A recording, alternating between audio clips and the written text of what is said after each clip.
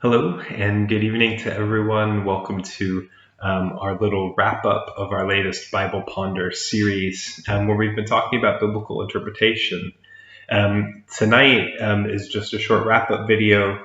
Mostly the focus of this evening will be over on the Zoom discussion, so please do join us for that. The details are in the description of this video or down below in the comments. So if you really want to get the full flavor of everything we've been doing, please do join us in the discussion that's going to happen as soon as this video finishes premiering.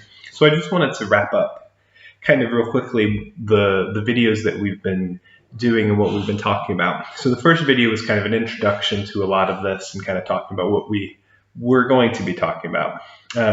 The second video, I talked about the importance of context in biblical interpretation. So the idea of the immediate context, not just picking one verse or one phrase, but looking at also what's going on around it in its own paragraph, in its chapter, in the whole overall flow of the book of the Bible that it's in, and then also looking even wider at how it fits into the overall biblical narrative. Are we reading a text from Genesis very early on, or even Job, a book that is maybe written first and before a lot of the theological tradition is developed, or are we reading a book in the New Testament, sort of post-Jesus, and with that understanding in mind, that might change how we interpret a verse or a passage. And then I also talked about the overall historical context of something, being aware of the setting it's happening in. Are we a book written by Paul from a prison in Greece, or are we reading a book written, by the lawmakers of ancient Israel? Those things all impact how we interpret. So that was context. The second video, I talked about our method. And the important bit of that is what we're going in looking for is going to determine what we come out with. So are we approaching a text looking for a sort of moral application for ourselves as people? Are we looking for a big moral application for the world? Are we looking just to enhance our historical understanding? Or are we looking for something more devotional, educational, or kind of the categories that I use? But the important thing of that is what we go in looking for determines what we come out often. So if we go in looking for the wrong things, we're going to come out with the wrong things. The third video, I talked a bit about some of the problems of interpretation and the things we need to overcome. So primarily in that video, I talked about how we bridge the hermeneutical gap, is what I called it. So the idea of how we get from ourselves as 21st century Westerners all the way back to whether it's first century Jews or first century Greeks or 5th century Israelites or 5th century BC Israelites, or wherever we're looking at, trying to get back to the setting, the culture, the language, everything that's going on with their lives. We have to bridge that just to try and communicate. So that's one of the main things we have to get back through. And we do that partly by studying the language, studying the culture, the other surrounding historical documents. We do that by studying the tradition of interpretation, what Christians and other people have said about these texts through the centuries, get us closer and closer back to the original. And then also how we as a community help each other stay on the right track with interpretation.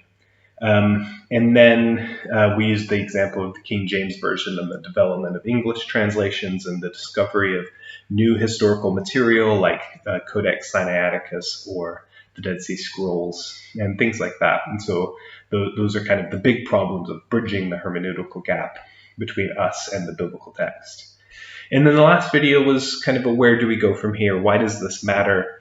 Why does biblical interpretation matter for our personal life? And this is kind of the thread that I've tied through the whole thing. The importance of understanding biblical interpretation is because we all do it, whether or not we want to, whether or not we think we're interested in kind of the scholarly idea of biblical interpretation. We all do it anyway. So it's just a matter of whether or not we're going to choose to arm ourselves with a bit more knowledge to do it in a responsible way, or whether or not we're just going to go in blind and let our instincts take over, in which case we can end up in some tricky places. And I talked about, so what's the future then for our personal life? How does biblical interpretation help us in our own personal encounter with the biblical text? Also, what does biblical interpretation have to do with the future of the church itself? How are we going to be moving forward? How are we looking at divisions in the church, the split between a progressive side or a side that takes what they see as a more traditional view of things, or where do we go with the different political interpretations of the world that's going on? How does the Bible help with that? And that leads us into kind of the future of the world. What does biblical interpretation have to say for the entire world? Because I believe the Bible still does have something to say and teach us about how to make this world a better place. So I think biblical interpretation can help us forge a way forward in this world that's becoming more and more divided and angry and frightening and scary in how these divisions are playing out. And I think how we interpret the Bible can make a difference in moving forward in a way that can be beneficial for everyone, but especially those whom the Bible cares about, the marginalized and the looked down upon and the bullied and the people on the fringes of society who are often left out. I think the Bible can say a lot about that.